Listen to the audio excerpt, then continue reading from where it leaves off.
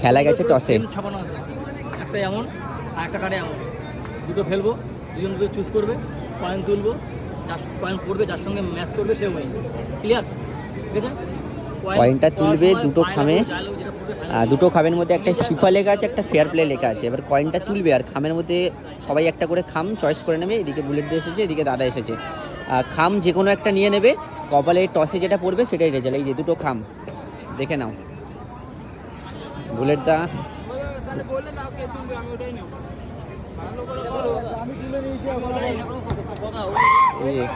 আবার রিটেক হবে,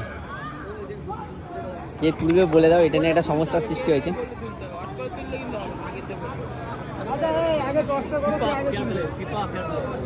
হ্যাঁ, কে তুলবে সেটার টস হচ্ছে, ফিফা হয়েছে মানে এই দাদা তুলবে, টসে জিতে এই দাদা তুলবে। কোন খামটা তুলবে মানে কোয়ার্টার ফাইনালের খাম কোনটা হবে এখন দেখা যাক। ফাইনাল টস কিন্তু এখন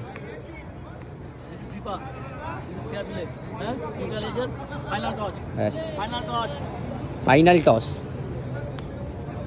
ফেয়ার প্লে এসেছে কিন্তু। বুলেট দা একবার বলে দেখবে দেখো, এইদিকে ফেয়ার প্লে। বুলেট দা টসে জিতলো এবং পরের রাউন্ডে প্রবেশ করলো।